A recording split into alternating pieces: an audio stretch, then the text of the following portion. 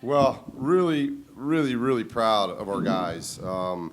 Obviously, we got some freshmen that weren't a part of last year, but we got a lot of vets here that were a part of it. And if you go through what we had to go through in last year's game against Kentucky, it'd been really easy to show up in this game and be a little tentative. And I'm a huge boxing fan. Most of you know that. Go see Creed if you haven't seen it. I love boxing. My dad grew up watching fights and those type of things, and it's hard. When you get knocked out, you might want to get back in the ring, but you still probably a little tentative when you know you've got smacked, and we got smacked last year. And for our guys to respond the way they responded for 40 minutes, we led that game. I don't know how long we led it for, but we led it for a lot of the 40 minutes. And to do that against this Kentucky team, I've had so much respect for Coach Cal, and the job that he does is phenomenal. And so for our guys to fight the way we fought against the number one team in the country, it's not like we've gotten off to a blazing start this year, but we're growing. And we didn't get one of these non-league games like this last year. So we're showing some growth. And I just couldn't be more happy, couldn't be more proud of this group of young men. And I think we're going to build a lot of confidence out of this and build a lot of trust together. So it was a great night for us. Where does this win stand, not just at UCLA for you, but throughout your coaching career? Well, we talked about it. You know, when you've had 25 years in it, you know, getting my first win at Manchester, because after I took over Manchester, we were 0-8, so I didn't even know if we'd get a win. So getting your first one is maybe sometimes the toughest. But you know, that season we go 31-0. That before we lost the championship game to Bo Ryan, that was special. But you know, at Iowa we beat UConn, who was ranked number one in the country. That was my first game at Iowa, so I remember that being a number one team. The two teams we won at Missouri State to get to the Sweet 16, we were heavy underdogs. So there's been a lot of fun times, but you know, this one is very, very special just because of, I think, what happened last year. You know, not only were they the number one team in the country, but we had 7 points and a half last year. You know, so to turn that around and be able to get a win in here in front of, we had a great crowd, it was fun. Our guys needed it. Our guys needed to have fun in this environment and win. And hopefully we'll build from this. We grew on Sunday against Northridge. We grew again today, and that's what we're trying to do here early in the season is keep growing. You guys had a good bit of success inside, especially Thomas and those guys. Did that surprise you considering their size and talent as well? Well, you know, part of the game plan, we wanted to get those bigs going. They're long and athletic. We're big and pretty physical, and we wanted to try to be aggressive right from the start. I think our guards did a good job getting the bigs the ball, and then they made it. You know, they made shots when they had to make shots, and Tom was terrific. You know, Tony a little bit under the weather, gave us everything he had, and I thought Jonah came in, gave us some really good things, but Thomas was a handful for him. You know, for our sophomore center to get 21 and 11 against this team, and the likes of Scal and who they have. That was an impressive night, and I thought the inability to stop Thomas was huge. Given last year's game and the tentativeness that could happen after that, how important was getting out to an early lead, and could you see the confidence start to grow after that? Yeah, I think what the group from last year really learned was that we didn't panic as coaches last year. We didn't all of a sudden say we were an awful team. We built trust, and we lost some games after that Kentucky game. I think we lost, 2 or 3 in a row. 3, Alabama, and then the first 2 in the league. So we lost 3 more after Kentucky. But we didn't panic as a staff. And the coaches, we've been reminding each other here, you know, just winning one game in Maui. Let's not panic. Let's show growth. Let's keep getting better. And we did that against Northridge, and now to do it against this team, that's even a little bit obviously more difficult. But for them to have that kind of success tonight, you know, we met every challenge. You know, anytime there was a run, I think the Kentucky's run was maybe 3, 4, 5 points at the most. We stayed away from any kind of 10-0 run against, you know, we did a great job in transition. They didn't get out and get a lot of transition stuff. You don't beat them at the free throw line very often, and we did that. We beat them on the glass. So I thought the effort was tremendous. And, you know, the guys really executed things. So you know, I think we'll build from this. Steve, what was the defensive game plan basically? And you were talking about them not stopping the runs. Is that just the maturity of the team being able to answer? Well, I hope so. You know, they made 8 threes. And I told the team, I said, let's make them make 10, 11, 12 threes to beat us. You can't give them the foul line. You can't give them transition. You can't give them offensive backboard. They do such a good job of not settling. And I think that's what's impressive about them. When you watch them and you look at their numbers, I think 80% of what they get are all paint scores. 80% of their offense is paint scores, and they're really good at it.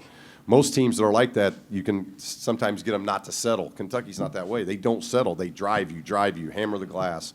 And I just thought our guys, if you board play, we had Aaron with 8, Isaac got 3, Bryce got 5. Our guards rebounded, and I think that really helped us. But we really wanted to play man. We only played a couple possession zone.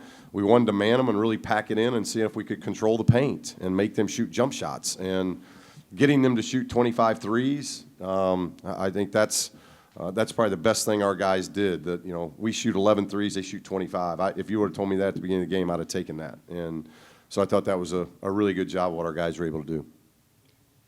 Heading to the locker room up by 8 at halftime, what was the message to the guys? Well, after I chased down my son and told him to stop going for one-legged layups to end the half, and we had a layup if he'd have just jump stopped and put it in. So after I got past that, we were very excited because I thought the first 20 was very similar to the second 20. We were leading the backboard. We'd only turned the ball over 6 times. We ended up, against all that pressure, we turned it over 11 or 10 times. That's phenomenal. So we talked about how we're handling the ball, we're controlling the backboard, we're getting them out of the paint. And I thought we got the 50-50 balls. We jumped on the floor. We were active. So if there was a message, it was that's just 20 minutes. You don't grow in 20 minutes. You show growth by doing it for 40 minutes. That's what our game is. So the challenge was, can we do that again for the next 20? And they did a good job doing that. Coach, you talked about the three-point disparity. You guys only shot 8, they shot 25. Was it a big factor offensively for you guys too? Because in the second half, basically everything came off of a drive. Well, yeah, to shoot 53% against this defense, score 87, and only make 5 threes, only shoot 11 threes. That tells me, and I know we can make threes. When given the opportunity, we got a lot of guys that can make threes. So I think that was huge to be able to do those kind of numbers, and the 3.9 really not coming into play for us tells me we were aggressive, we worked the ball, we didn't turn it over, we gave our offense a chance. We passed it well. We did a lot of good things well tonight, and we knew we were going to have to. We weren't going to be able to play poorly and beat Kentucky. We were going to have to play really well, and we did. Coach, you're a big boxing fan, you say. What about that right hook thrown by Prince Ali? That was awesome. And I'm so happy for Prince. Prince gives us something that that guy off the bench with athleticism, and we graduated Sports Center in Norman last year, so that's a Sports Center type play. So we're very excited for Prince, and it really ignited the crowd as well. I thought that was a big play at that part of the game. We started seeing Thomas get to the point where he was a big factor midway through the season last year.